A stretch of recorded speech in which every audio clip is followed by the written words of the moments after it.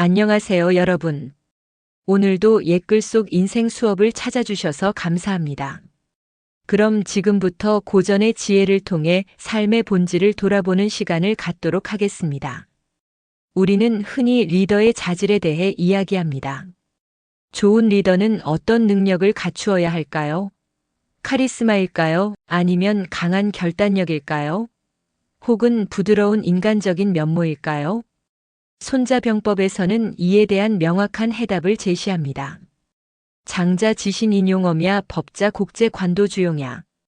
이 구절은 장군의 능력은 지혜와 신용, 인간애와 용기 그리고 엄격함에 있다.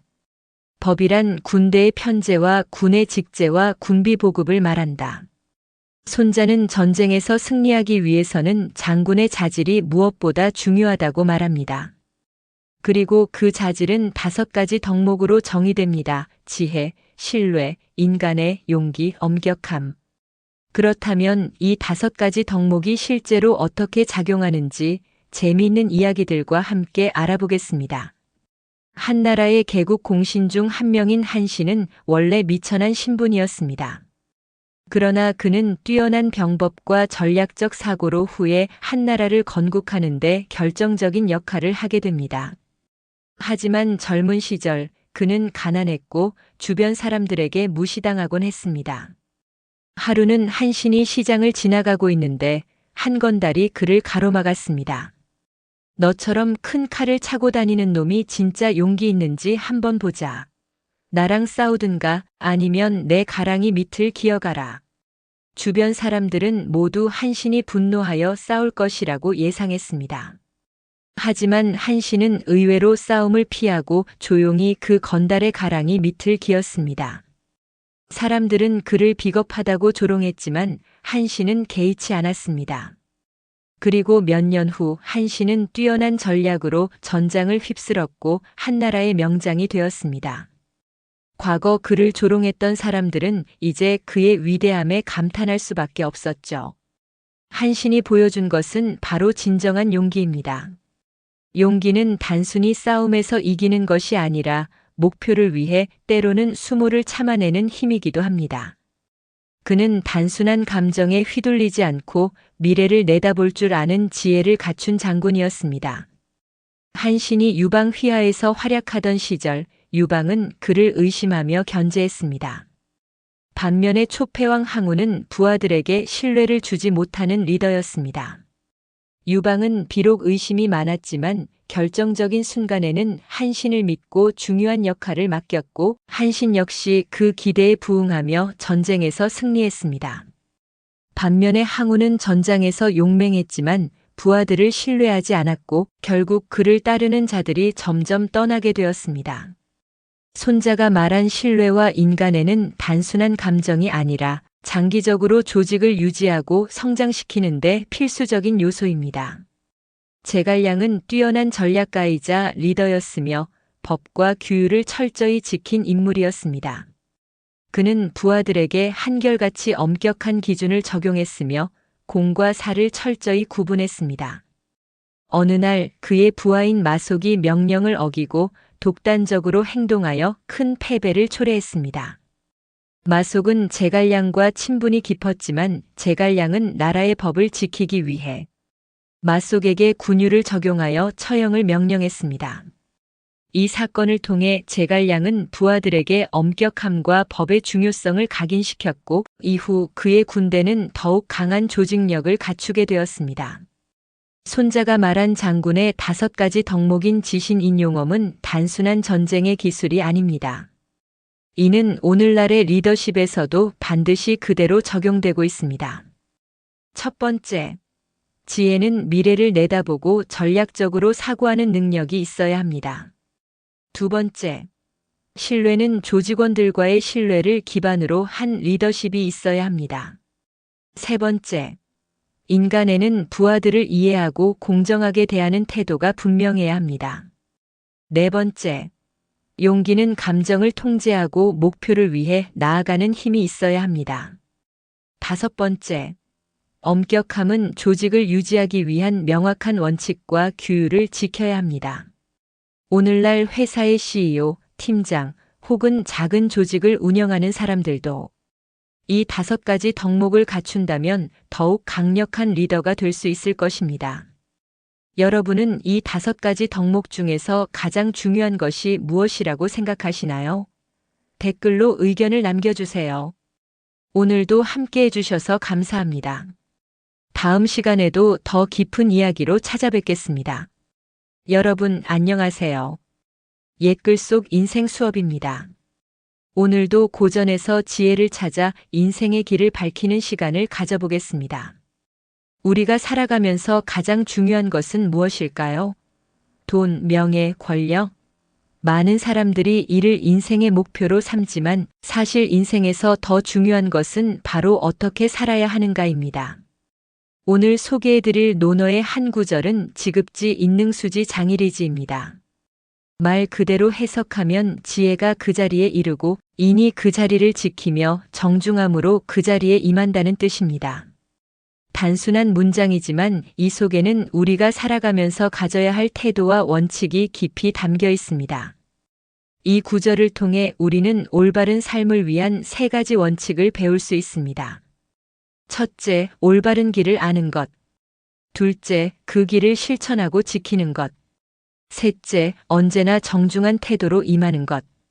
이제 이 원칙이 우리 삶에서 어떻게 적용될 수 있는지 옛 이야기를 통해 알아보겠습니다. 옛날 한 마을에 학문과 덕망이 높은 스승이 있었습니다.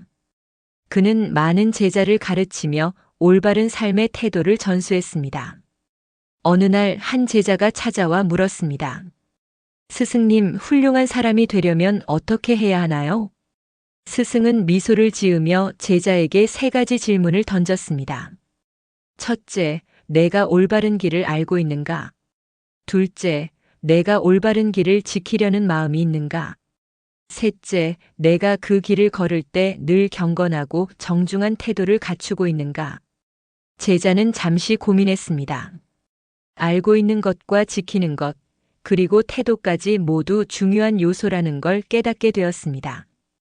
먼저 지급지는 지혜가 그 자리에 이르는 것입니다. 즉, 올바른 길을 아는 것부터 시작해야 합니다. 여러분도 그런 경험이 있을 겁니다. 어떤 일이든 제대로 알고 시작해야 실수를 줄이고 더 좋은 결과를 얻을 수 있습니다. 하지만 단순히 아는 것만으로는 충분하지 않습니다. 운전을 배우는 걸 예로 들어볼까요? 이론을 배웠다고 해서 바로 도로 위에서 운전을 잘할 수 있는 건 아닙니다. 실제로 운전대를 잡고 연습하며 몸으로 익혀야 합니다. 지혜도 마찬가지입니다. 아는 것을 행동으로 옮길 때 비로소 의미가 생깁니다. 또한 많은 사람이 지식만을 쌓고 실천하지 않는 경우가 많습니다. 예를 들어 건강을 위해 운동이 중요하다는 것을 알면서도 꾸준히 실천하지 못하는 경우가 많죠. 올바른 길을 아는 것과 그것을 행동으로 옮기는 것은 완전히 다른 이야기입니다. 그 다음은 인능수지, 인이 그 자리를 지켜야 한다는 것입니다. 지혜를 얻었다면 그것을 실천하고 지켜나가는 것이 중요합니다. 여기서 인은 단순한 착한 마음이 아니라 인간다움과 도덕적인 삶을 뜻합니다. 우리는 살면서 많은 유혹을 마주합니다. 편법을 쓰면 쉽게 성공할 수 있을 것 같고 남을 속이면 더 많은 이득을 얻을 것 같을 때가 있습니다. 하지만 그런 순간에도 올바름을 지켜야 합니다. 예를 들어 정직하게 사업을 운영하는 한 상인이 있었다고 합시다. 처음에는 경쟁업체보다 더딜 수도 있지만 신뢰를 쌓아간다면 결국 더 많은 사람들이 찾아오게 됩니다. 반면 처음부터 속임수를 쓰면 잠깐은 성공할 수 있어도 결국 무너지고 말 것입니다. 올바른 길을 알고 있다면 그것을 끝까지 지키는 것이 중요합니다. 마지막으로 장일이지 정중한 태도로 임해야 합니다. 지혜를 알고 바른 길을 지키고 있어도 태도가 경박하다면 사람들에게 신뢰를 얻지 못합니다. 우리는 살아가면서 많은 관계 속에서 행동해야 합니다. 그때 항상 겸손하고 예의를 갖추는 태도가 중요합니다. 큰 조직의 리더를 생각해 봅시다. 어떤 리더는 부하 직원들에게 함부로 대하고 자신이 모든 것을 안다고 생각합니다. 반면 어떤 리더는 직원들의 의견을 존중하고 항상 경청하는 태도를 보입니다. 당연히 후자의 리더가 더 존경받고 조직도 건강하게 성장합니다. 이처럼 아무리 지혜롭고 선한 마음을 가졌다고 해도 그것을 실천할 때 바른 태도를 갖추지 않으면 사람들에게 인정받기 어렵습니다. 오늘 우리는 논어의 지급지 인능수지 장일이지라는 구절을 통해 올바른 삶의 원칙을 배웠습니다. 첫째, 올바른 길을 먼저 알아야 한다. 둘째, 그것을 실천하고 지켜야 한다. 셋째, 언제나 정중한 태도로 임해야 한다. 이 세 가지를 마음에 새기고 실천한다면 우리의 삶은 더욱 빛날 것입니다. 여러분도 오늘부터 삶 속에서 이 원칙을 실천해 보시면 어떨까요? 오늘의 이야기 도움이 되셨다면 좋아요와 구독, 그리고 알림 설정도 부탁드립니다. 다음 시간에도 고전 속에서 찾은 귀한 지혜를 들고 찾아오겠습니다. 감사합니다. 여러분 안녕하세요. 옛글 속 인생 수업입니다. 오늘도 고전에서 인생의 지혜를 찾아보는 시간을 가져보겠습니다. 여러분은 좋은 리더란 어떤 사람인가? 라는 질문을 해본 적이 있으신가요? 오늘날 기업의 CEO, 정치인, 조직의 수장까지 많은 리더가 있지만 과연 진정으로 존경받고 훌륭한 리더는 어떤 사람일까요? 오늘 우리가 다룰 구절은 정약용의 목민심서에서 나오는 타관가구 목민지관 불가구야입니다. 직역하면 다른 벼슬은 다 욕심을 부려 구해도 좋지만 목민관만큼은 욕심내어 구할 것이 못 된다. 는 뜻인데요. 여기서 목민관은 백성을 돌보는 지방관리, 즉 오늘날로 치면 시장이나 도지사와 같은 자리에 해당합니다. 이 말에는 진정한 지도자의 자세에 대한 깊은 철학이 담겨 있습니다. 권력과 명예를 탐하는 사람이 아닌 백성을 위해 헌신하는 사람이 되어야 한다는 의미죠. 그럼 이 말이 왜 중요하며 오늘날 우리에게 어떤 교훈을 줄 수 있는지 이야기해 보겠습니다. 옛날 어느 작은 고을에 두 명의 관리가 있었습니다. 한 사람은 권력과 재물을 탐하는 탐관오리였고 다른 한 사람은 백성을 위해 헌신하는 청렴한 목민관이었습니다. 탐관오리는 높은 벼슬을 얻기 위해 온갖 수단을 동원해 관직에 올랐습니다. 그는 세금을 과하게 걷고 백성들의 고혈을 짜내며 자신의 부를 쌓는 데만 몰두했습니다. 반면 청렴한 목민관은 다르게 행동했습니다. 그는 자신이 관리가 된 이유가 백성을 돌보기 위해서라는 것을 잊지 않았고 백성들의 어려움을 살피며 청렴하게 고을을 다스렸습니다. 어느 해 흉년이 들어 백성들이 굶주리게 되었습니다. 탐관오리는 창고에 있는 곡식을 팔아 자신의 이득을 챙겼지만 청렴한 목민관은 창고를 열어 백성들에게 곡식을 나누어 주었습니다. 그 결과 탐관오리는 결국 백성들의 원성을 사서 쫓겨났고 청렴한 목민관은 백성들에게 존경받으며 오랫동안 기억되었습니다. 이 이야기는 단순한 옛날 이야기가 아닙니다. 오늘날에도 우리는 이런 지도자들을 보고 있죠. 진정한 리더란 어떤 사람인지 다시금 생각해 보게 됩니다. 이제 문장을 하나씩 살펴볼까요? 첫 번째 문장은 타관가구. 이는 다른 벼슬은 다 욕심을 부려 구해도 좋다. 즉, 일반적인 관직은 명예와 출세를 위해 탐낼 수도 있습니다.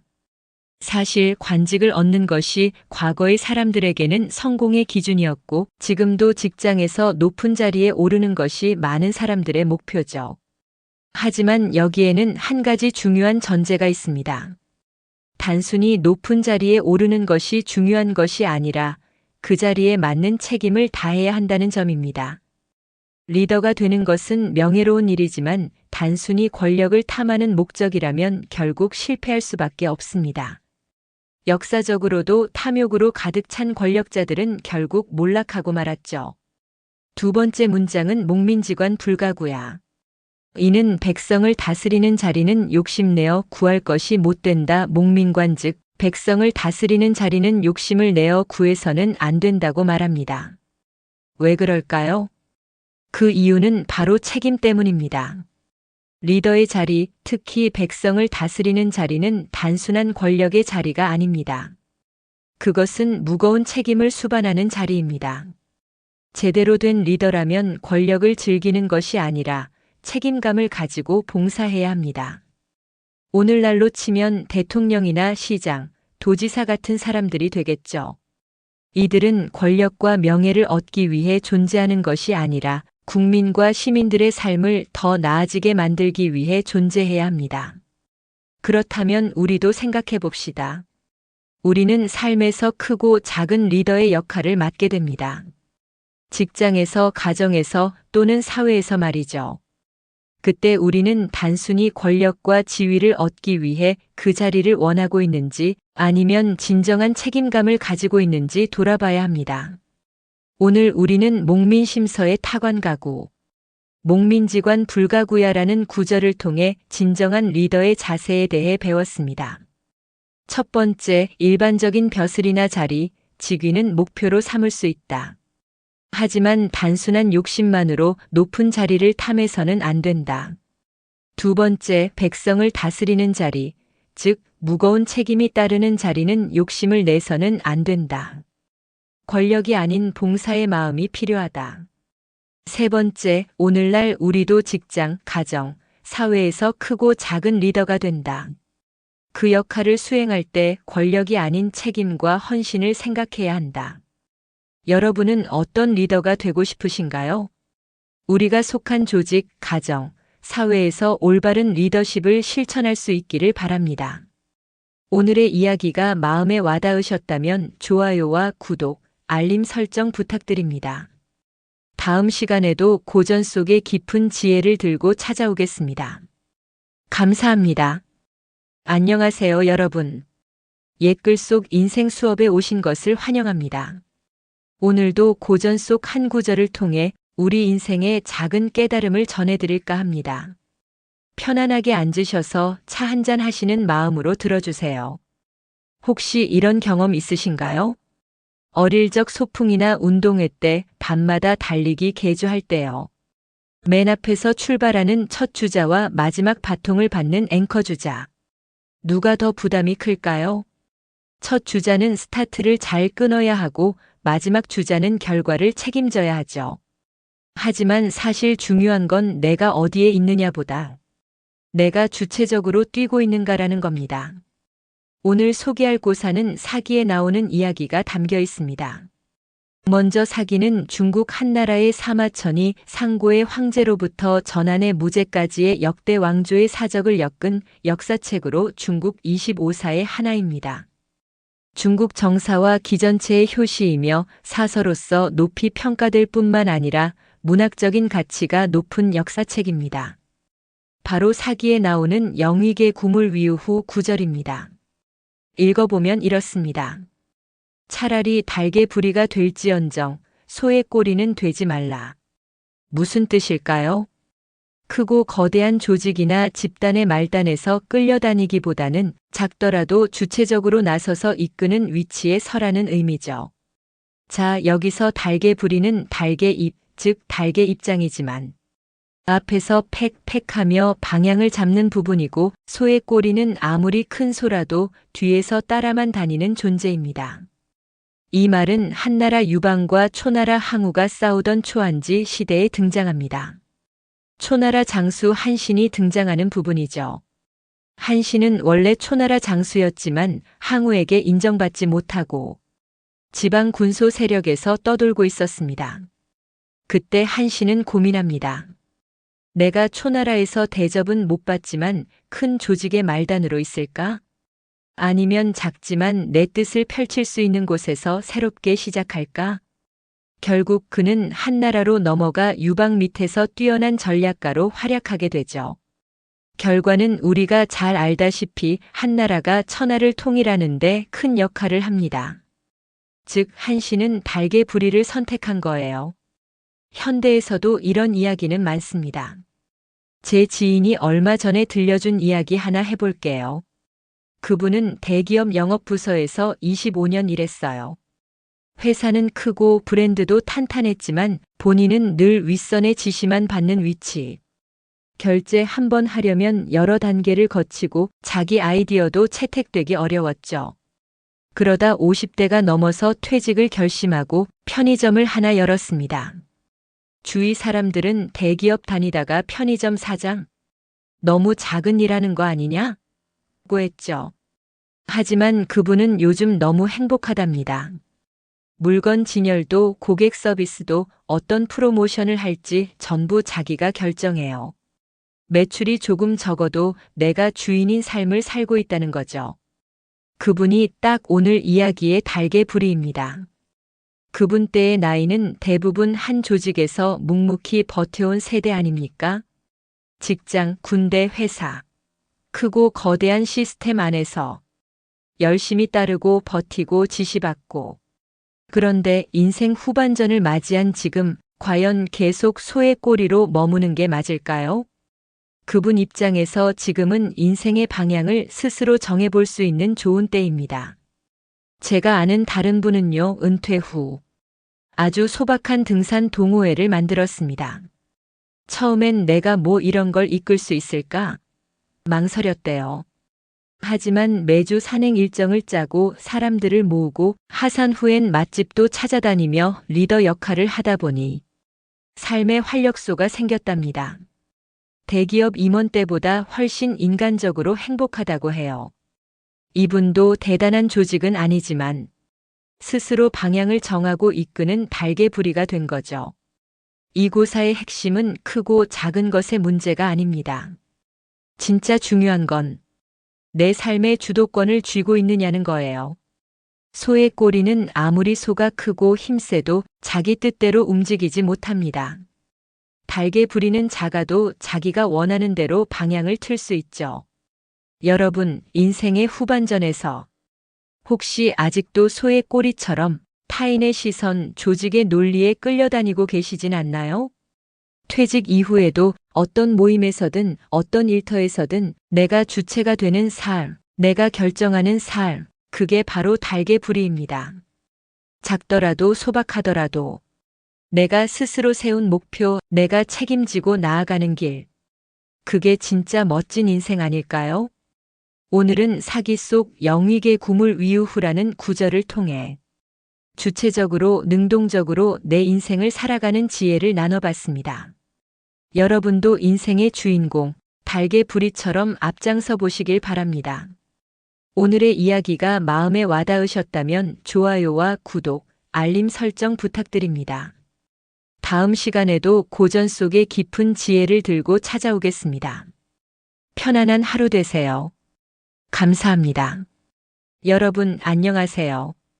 옛글 속 인생 수업에 오신 걸 환영합니다. 오늘도 고전 속 한 구절을 통해 우리 삶을 되돌아보는 시간을 가져볼까 합니다. 하루하루 바쁘게 살아오며 내 본 모습이 무엇이었는지, 내가 진짜 어떤 사람인지 잊고 사는 일이 많지요. 오늘은 바로 그 본질에 대한 이야기를 들려드릴까 합니다. 논어에 나오는 이 구절 혹시 들어보셨나요? 고불고 고제고제. 모난 술잔이 모가 나지 않으면 그게 어떻게 모난 술잔이겠는가? 모난 술잔이라는 건 네모난 술잔을 말합니다. 내 귀퉁이가 딱하게 살아있어야 그게 모난 술잔이죠. 그런데 그 모가 다 깎여 둥글둥글해졌다면 과연 그걸 여전히 모난 술잔이라고 부를 수 있을까요? 겉은 모난 술잔이지만 실제론 모가 다 닳아 없어졌다면 그건 본래의 모습과는 다른 거란 말입니다. 이 말을 한 사람은 바로 공자입니다. 공자가 제자 자로를 두고 이런 말을 했죠. 자로는 성격이 직선적이고 강직하며 불의를 보면 참지 못하는 인물. 말하자면 성품에 각이 살아있는 사람입니다. 하지만 공자가 이 말을 했을 땐 세상에 맞춰서 조금씩 둥글게 각을 깎아내며 살다 보면 결국 본래의 그 강직함도 잃고 자기다움도 사라진다는 점을 경계한 것이죠. 그냥 남들처럼 둥글둥글해지는 것, 편한 듯 보이지만 결국 나를 잃는 것일 수 있습니다. 생각해보면 요즘 우리 사회, 각이 없는 사람이 더 편하게 사는 시대 아닙니까? 직장에서, 모임에서, 친구 사이에서도 괜히 자기 주장 강하게 했다가 유난 떤다, 좀 튄다 소리 듣기 십상입니다. 그래서 어느새 우리는 모난 부분을 자꾸 감추고 깎고 둥글게 살아갑니다. 하지만 그렇게 하다 보면 나도 모르게 내가 어떤 사람인지, 내가 지키고 싶은 원칙이 무엇인지 흐릿해지기 시작해요. 이쯤에서 제 친구 이야기 하나 해볼게요. 그 친구는 초등학생 때부터 유독 연필 쓰는 걸 좋아했어요. 심이 부드러운 이비 연필만 고집하죠. 그런데 그 친구는 연필 끝이 뭉툭해지는 걸 싫어해서 항상 뾰족하게 깎았습니다. 하루는 제가 물었어요. 야, 그냥 좀 쓰다가 뭉툭해져도 쓰면 되잖아. 뭐 그렇게 계속 깎고 또 깎냐? 그 친구가 대답하더군요. 이 연필은 원래 뾰족해야 제맛이지. 뭉툭해지면 내가 글씨 쓸 맛도 안 나.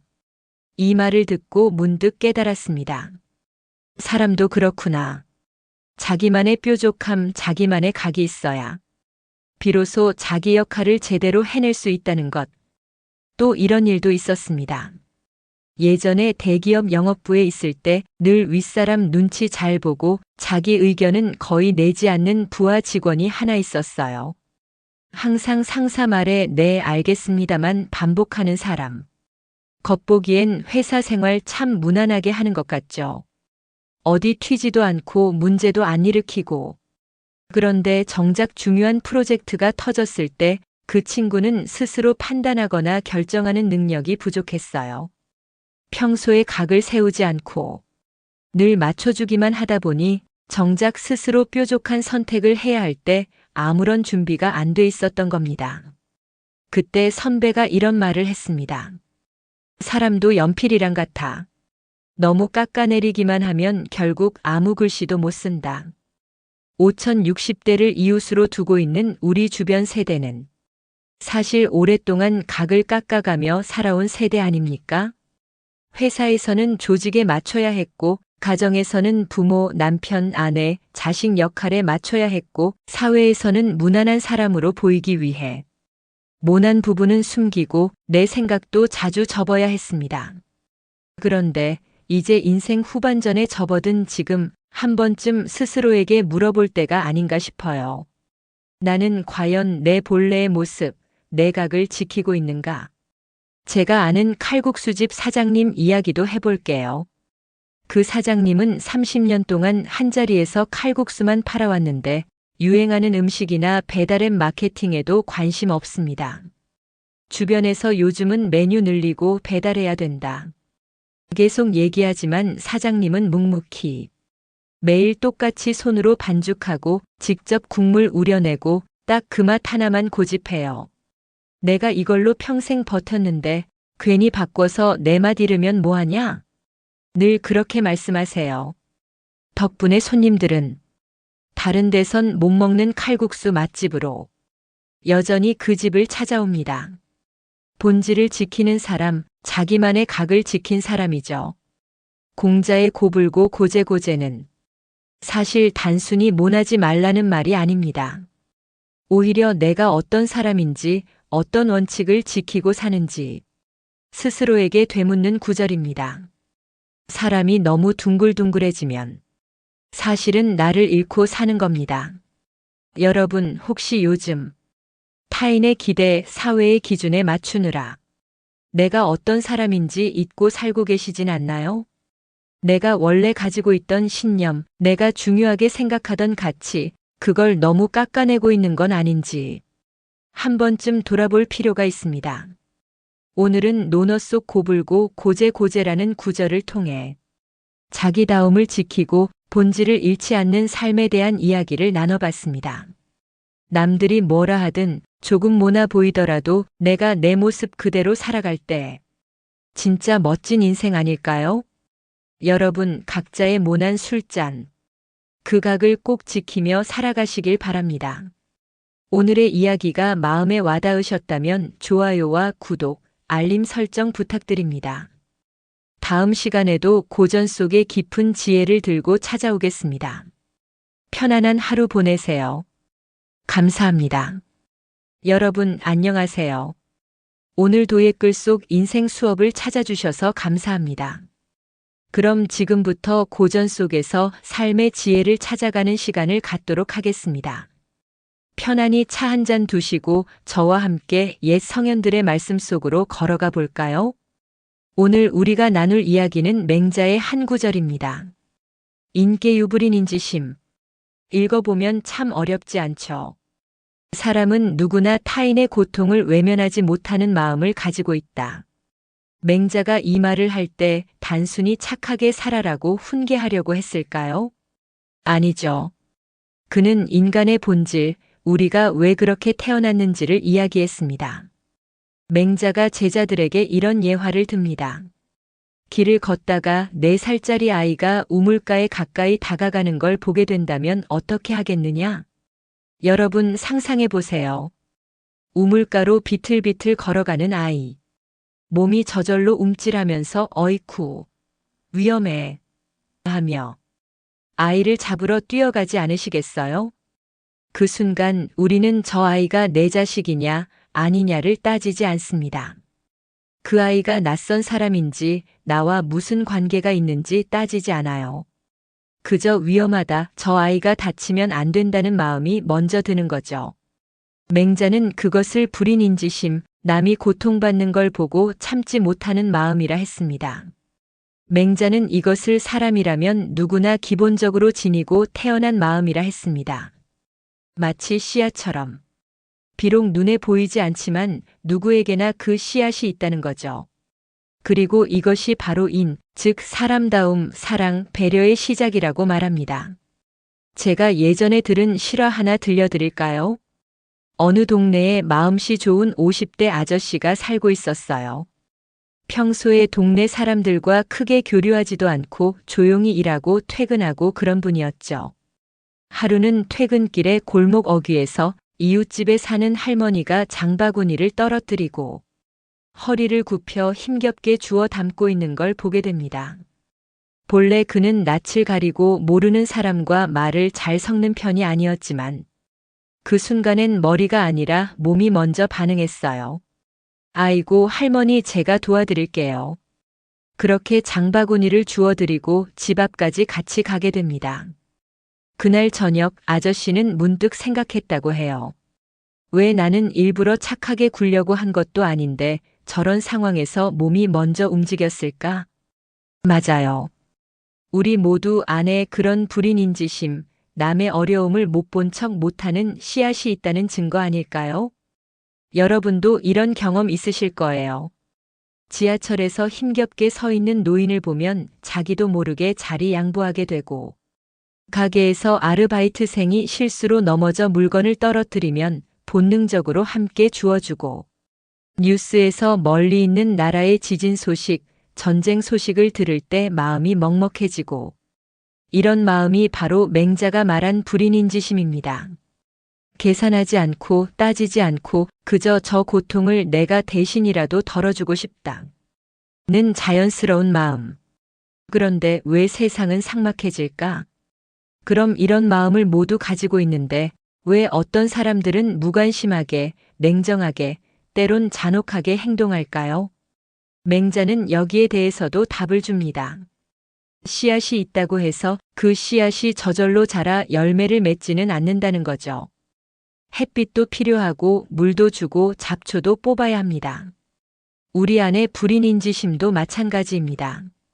작은 배려 하나, 작은 연민 하나라도 실천할 때 그 마음은 더 커지고 깊어지는 법이죠. 지금 우리 사회는 속도가 빠릅니다. 효율, 경쟁, 자기 이익이 먼저인 경우가 많죠. 가끔은 내 옆 사람의 어려움을 외면하는 게 더 편할 때도 있고요. 하지만 맹자는 말합니다. 사람이라면 누구나 남의 고통을 못 본 척하지 못하는 마음이 있다. 그 마음을 자꾸 외면하고 무시하면 나도 모르게 내 안의 씨앗은 말라버릴지도 모릅니다. 오늘 하루 여러분에게 3가지를 제안합니다. 첫 번째, 지하철에서 주변 사람에게 미소 한번 건네기. 두 번째, 뉴스에서 어려운 상황을 보고 한번 기도하기. 세 번째, 친구, 가족, 동료의 작은 어려움에 관심 한번 가지기. 그 사소한 실천들이 맹자가 말한 불인인지심의 씨앗에 물을 주는 일 아닐까요? 여러분, 우리 모두 안에 따뜻한 마음이 있습니다. 그 마음은 타고난 것입니다. 다만 내가 얼마나 자주 꺼내어 쓰느냐가 중요할 뿐이죠. 오늘도 내일도 내 안에 불인인지심을 잊지 않고 살아가는 하루가 되시길 바랍니다. 고전 속에서 찾는 인생 수업, 오늘도 함께 해주셔서 감사합니다. 다음 시간에도 옛 성현들의 지혜를 담아 여러분 마음에 작은 씨앗 하나 심어드리겠습니다. 좋아요, 구독, 알림 설정 잊지 마시고요. 편안한 하루 되세요. 감사합니다. 여러분 안녕하세요. 삶의 길목에서 고전을 통해 지혜를 배우는 시간, 옛글 속 인생 수업입니다. 오늘은 공자의 한 말씀을 통해 우리가 왜 때로는 위험을 직접 보고 경험하고 깨달아야 하는지를 함께 생각해 보려 합니다. 명심보감 성심편에 나오는 공자의 여러 말씀 중에 불관고의 하이지전 추지환이라는 구절이 나옵니다. 이는 높은 낭떠러지를 보지 않으면 어찌 굴러떨어지는 환란을 알겠는가? 라는 뜻입니다. 과연 공자는 이 말씀으로 우리에게 어떤 교훈을 전하려 했을까요? 한번 상상해 봅시다. 여러분이 여행을 떠나 어느 산길을 걷고 있다고 해요. 길가엔 울창한 나무가 있고 바람이 솔솔 불어옵니다. 그런데 한참 걷다 보니 길 옆에 작은 표지판이 하나 보입니다. 위험, 낭떠러지 주의. 하지만 나무들 사이에 가려 잘 보이지도 않고 평소 다니는 길이 아니기에 낯설기만 하죠. 그때 옆에 동행하던 친구가 말합니다. 에이, 뭐 별거 있겠어? 그냥 가자. 여러분은 어떻게 하시겠습니까? 그저 경고를 무시한 채 지나칠까요? 아니면 발걸음을 멈추고 표지판 너머 낭떠러지를 직접 확인해 볼까요? 바로 공자는 우리가 그 낭떠러지를 직접 보고 깨닫는 사람이 되라고 이야기합니다. 눈으로 확인하고 마음으로 경계할 줄 알아야 비로소 떨어지는 위험, 즉 인생의 실패와 위기를 피할 수 있다고요. 사실 우리는 살아오면서 수많은 낭떠러지를 지나왔습니다. 직장 생활을 할 때, 인간 관계를 맺을 때, 심지어 자식 키울 때도 그렇죠. 책에서 배운 대로 남들이 말한 대로 행동해도 막상 본인이 직접 부딪혀봐야 진짜 깨닫게 되는 경우가 많습니다. 여기서 제가 좋아하는 재미난 일화를 하나 들려드릴게요. 옛날 어느 마을에 길을 잘 아는 똑똑한 당나귀 한 마리가 살았답니다. 주인은 매일 당나귀에게 무거운 짐을 싣고 산길을 넘어 시장까지 다녀왔지요. 그런데 어느 날 마을에 새로운 길이 생겼습니다. 가파른 절벽 옆을 지나는 지름길이었는데 거리도 훨씬 짧고 시간도 절약되는 길이었습니다. 마을 사람들은 이렇게 말했어요.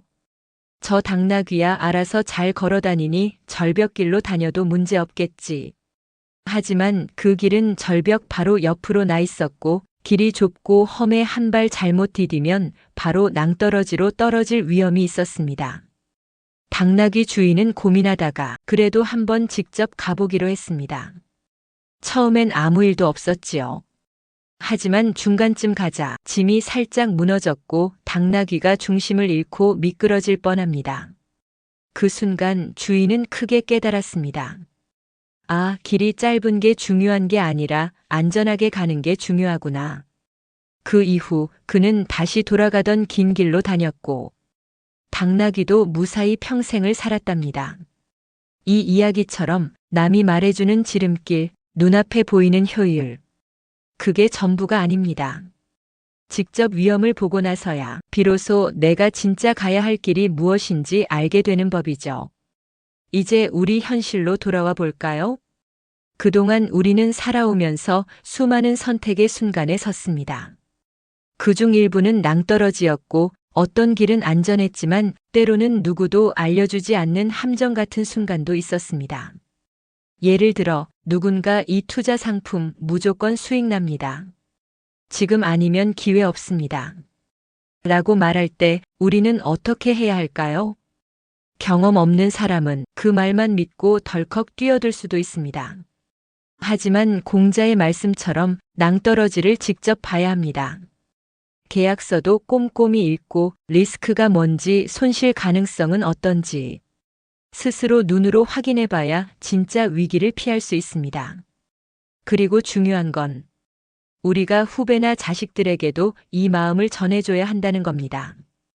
그들이 위험을 겪지 않게 경고하고 알려주는 것도 좋지만 때로는 스스로 낭떠러지를 바라보게 해야 합니다. 넘어져도 보고 실패도 해봐야 다시는 같은 실수를 반복하지 않겠죠. 아이를 키우면서 가장 어려운 게 넘어질까봐, 다칠까봐 모든 걸 대신 해주고 싶은 부모 마음입니다. 하지만 그들에게도 공자의 말씀처럼 높은 곳에서 떨어질 수 있는 위험을 직접 경험하게 하는 것, 그게 진정한 배움의 시작 아닐까요? 여러분, 인생이라는 길 위에서 누구나 한 번쯤 낭떠러지를 만납니다.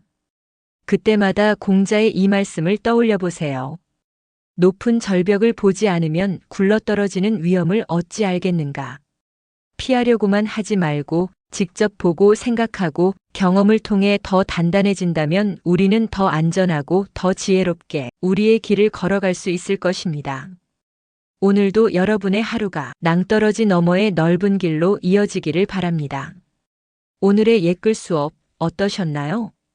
다음 시간에도 또 다른 고전 속 이야기로 여러분의 인생길에 작은 등불 하나 밝혀드리겠습니다. 좋아요와 구독, 알림 설정 잊지 마시고요. 늘 건강하시고 평안한 하루 보내세요. 감사합니다. 안녕하세요, 여러분. 고전에서 인생의 지혜를 배우는 시간, 옛글 속 인생 수업입니다. 오늘은 책은담에 나오는 아주 인상 깊은 구절 하나를 소개해 드리려 합니다. 바로 처부귀지지 요지빈 천적 통양 당소장지시 수념 세로적 신산. 쉽게 풀면 부귀한 자리에 있을 때는 가난하고 천한 처지의 고통을 알고 젊고 건강할 때는 늙고 쇠약해질 때의 괴로움을 생각하라는 뜻이죠.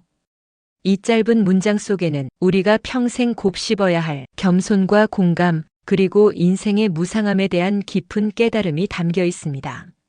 한번 생각해 보세요. 우리가 젊고 힘있고 돈도 넉넉하고 모든 게 잘 풀릴 때 그때 과연 남의 고통을 얼마나 생각할 수 있을까요? 대부분은 내가 잘 나가는 데에 집중하느라 주변의 어려움이나 내가 언젠가 늙고 힘들어질 모습은 생각조차 안 합니다. 하지만 책은담은 이런 순간에 미리 경고합니다. 지금 잘 나간다고 영원할 줄 착각하지 말라. 그래요, 우리 모두는 시간 앞에서는 공평하게 늙고 쇠해지고 높던 자리도 언젠가는 내려와야 하니까요. 제가 재미있는 이야기 하나 들려드릴게요. 옛날 중국 어느 부잣집에 하인으로 일하던 가난한 노인이 있었어요. 이 노인은 늘 구석에서 남루한 옷을 입고 묵묵히 일을 했는데 주인집 젊은 아들은 항상 그 노인을 무시했어요. 늙어서도 저렇게 비루하게 살면 인생 참 비참하지 하며 눈도 마주치지 않았죠. 그런데 어느 날 젊은 아들이 장난삼아 노인을 놀려주려고 노인의 방에 큰 거울 하나를 몰래 들여놓았어요. 늙고 초라한 내 꼴이나 매일 봐라 하는 심산이었죠. 하지만 몇 달 뒤 젊은 아들이 우연히 그 거울 앞에 서게 되었어요. 거울 속에는 자신이 아닌 자기도 언젠가는 닮게 될 노인의 모습이 마치 자신의 미래처럼 비쳐 보였던 거였죠. 그제야 깨달았죠. 내가 지금 젊다고, 내가 부유하다고, 영원히 이 모습일 줄 알았구나. 그날 이후 그는 노인에게 정중히 인사하고 스스로도 겸손해졌다고 해요. 우리도 마찬가지입니다. 젊고 힘있을 때는 미래의 내 모습이 상상이 잘 안 됩니다. 하지만 오늘 책은담의 구절은 말합니다. 당소장지시 수념 세로적 신산. 젊을 때 반드시 늙고 힘든 날을 생각하라. 왜 그럴까요? 그렇게 해야 지금 가진 힘, 건강, 지위에 취해 오만해지지 않기 때문입니다. 또 그렇게 미리 생각해 두어야 나이 들어 몸이 약해지고 사회적으로도 자리에서 물러날 때 마음이 덜 괴롭고 자연스럽게 받아들일 수 있기 때문이죠. 또 하나, 책은담은 이렇게도 경고합니다. 처부귀지지 요집인 천적 통양.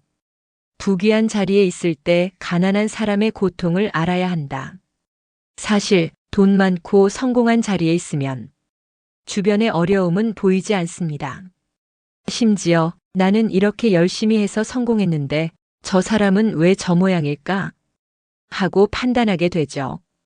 하지만 우리가 잊지 말아야 할 것은 누구나 상황은 바뀔 수 있다는 것입니다.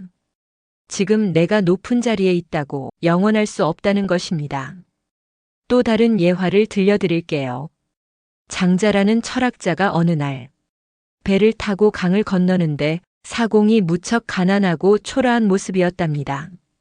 장자는 사공에게 물었어요. 그대는 왜 이렇게 힘들게 살아가오? 사공은 웃으며 답합니다.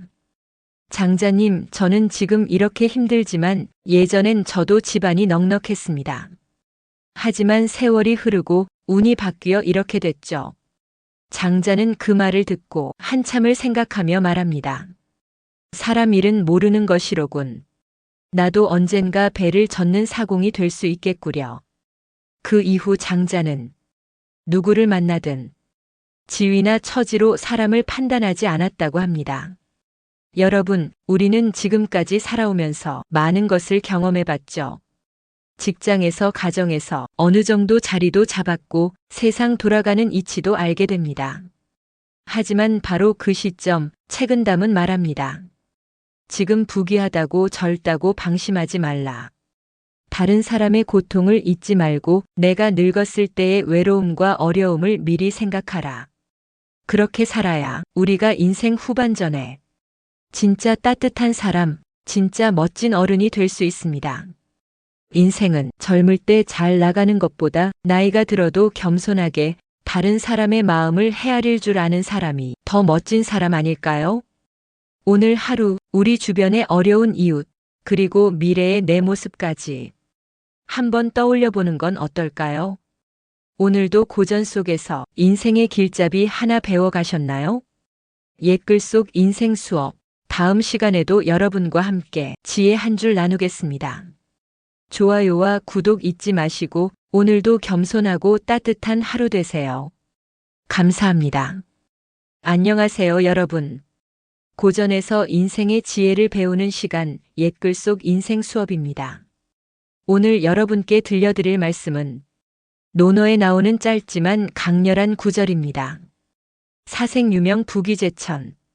이는 죽고 사는 것은 운명에 달려있고 부귀는 하늘의 뜻에 달려있다.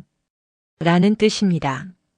여러분, 이 말을 처음 들으면 에이, 모든 게 다 정해져 있다는 소리야? 운명론인가? 하고 생각할 수도 있습니다. 하지만 가만히 들여다보면 그보다 훨씬 더 깊고 따뜻한 교훈이 담겨 있습니다. 오늘은 이 말을 우리 살 속에서 어떻게 풀어내야 할지, 그리고 이 말이 어떻게 마음의 평온과 여유를 주는지 차분하게 이야기해 보겠습니다. 여러분, 우리는 살면서 왜 이렇게 힘든 일은 나에게만 올까? 나는 왜 저 사람처럼 돈도 지위도 없을까? 내가 더 열심히 살았는데 왜 이런 결과가 왔을까?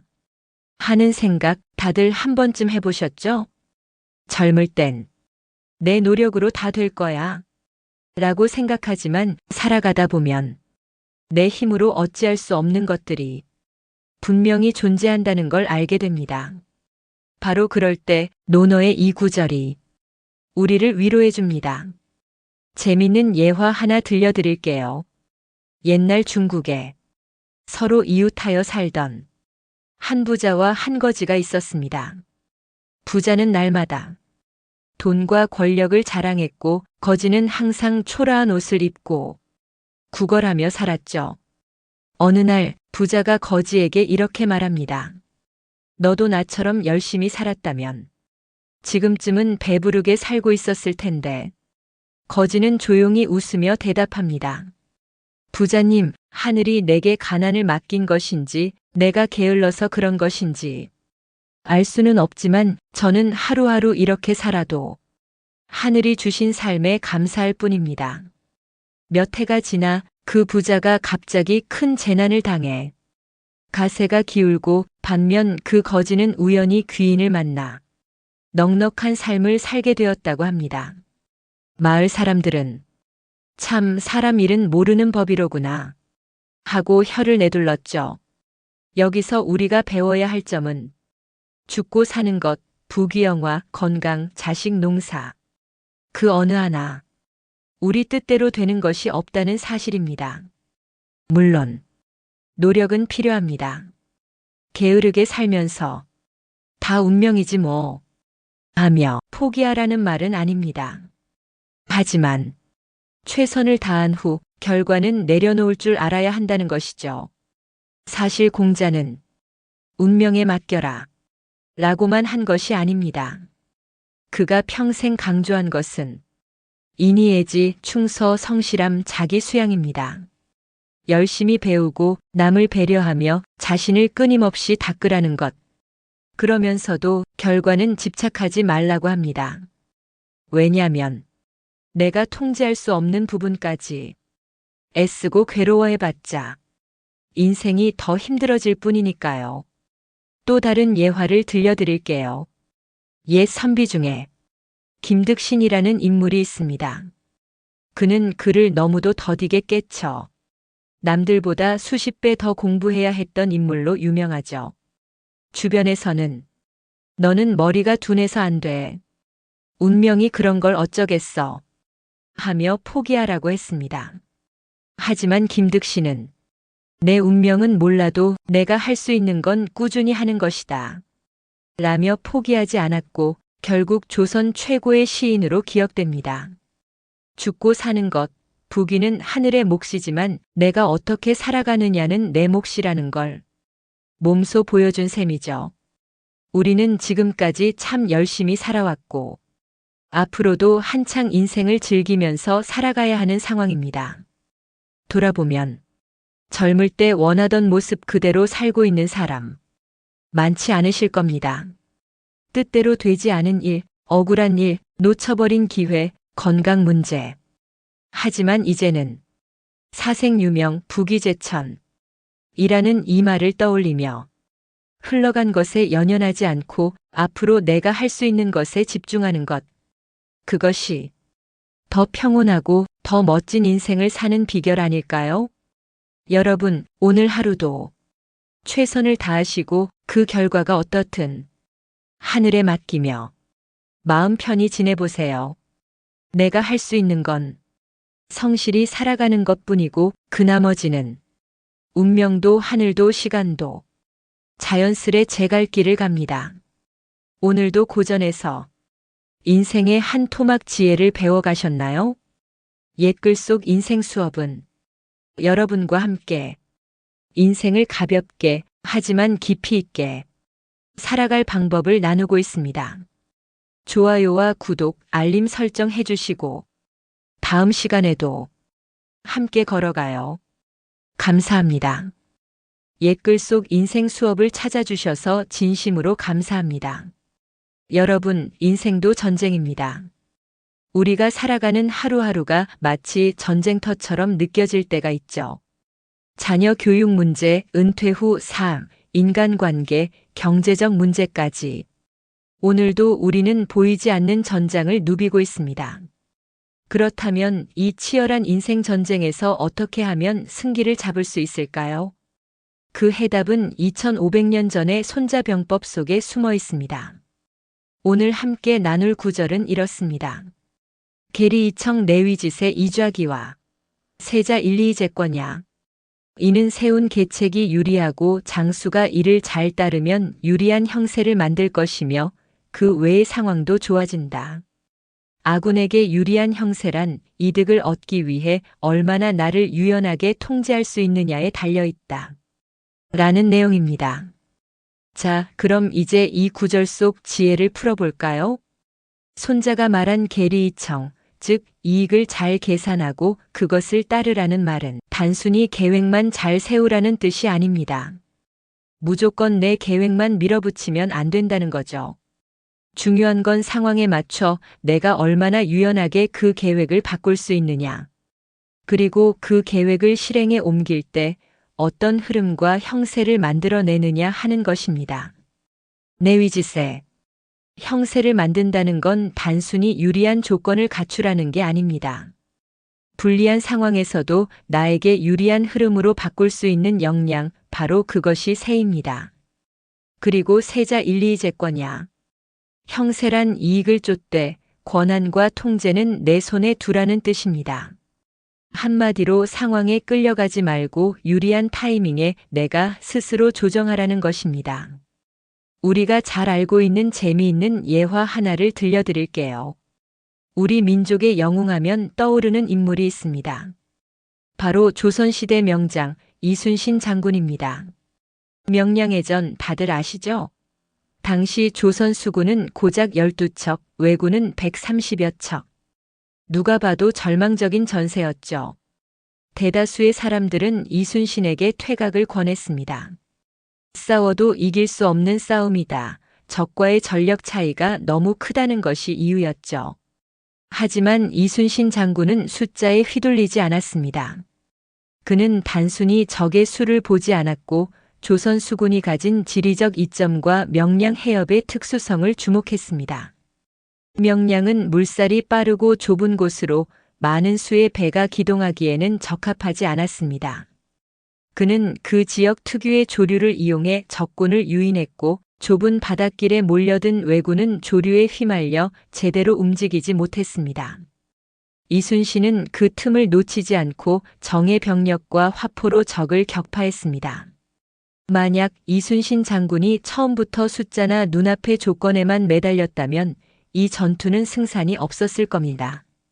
하지만 그는 형세를 읽었고 그 형세를 스스로 만들어 적보다 우위를 점한 것입니다.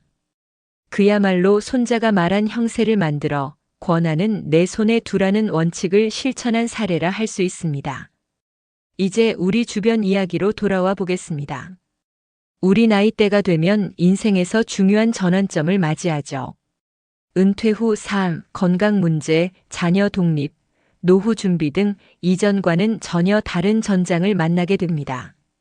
이 시점에서 많은 분들이 준비가 부족하다, 상황이 불리하다는 생각에 마음이 조급해집니다. 계획을 세워도 내 뜻대로 되지 않고 경제 여건이나 사회 환경도 내게 불리해 보일 때가 많죠. 하지만 여기서 중요한 건 내가 통제할 수 없는 조건에 집착하지 않는 것입니다. 손자가 강조한 대로 형세를 만들고 내 권한을 내 손에 두는 것이 핵심입니다.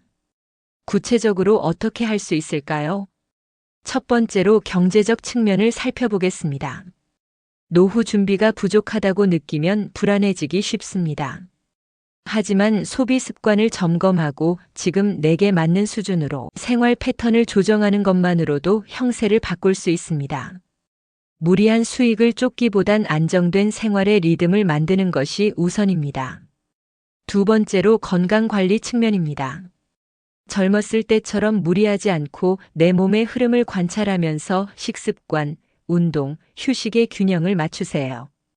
갑자기 대단한 목표를 세우기보다는 지금 할 수 있는 작은 변화부터 유연하게 조정하는 게 중요합니다. 세 번째로 가족 관계 및 인간 관계입니다. 자녀가 내 뜻대로 안 따라준다고 답답해하거나 사람들과의 관계에서 섭섭해지기 쉽습니다. 하지만 여기서 내가 고집하는 입장을 잠시 내려놓고 상대의 상황과 흐름을 보는 눈을 기르면 관계도 자연스럽게 풀립니다. 네 번째로 삶의 목표 측면입니다. 이미 내 역할은 끝났다고 느끼기 쉬운 시기이지만 오히려 새로운 취미, 배움, 봉사활동 등으로 흐름을 바꿀 수 있습니다. 지금까지와는 다른 형세를 내가 다시 만들 수 있는 기회입니다. 손자는 이렇게 말했습니다. 형세란 이익을 따르되 통제는 내 손에 두는 것이다. 우리 인생도 같습니다. 눈앞의 이득이나 조건에 휘둘리지 마세요. 형세는 스스로 만들어가는 것입니다. 불리한 조건도 어려운 상황도 결국 내가 어떤 흐름을 만들어내느냐에 달려 있습니다. 우리는 이제 더 이상 타인의 조건이나 과거의 계획에 얽매일 필요 없습니다. 형세를 보는 눈, 그리고 나의 권한을 내가 쥐는 용기, 그것이 오늘 우리가 손자에게서 배울 수 있는 진짜 지혜입니다. 오늘 하루 내 인생의 형세는 내가 스스로 만들어가길 바라면서 영상을 마칩니다. 좋아요와 구독 알림 설정 해주시고 다음 시간에 또 만나요. 감사합니다.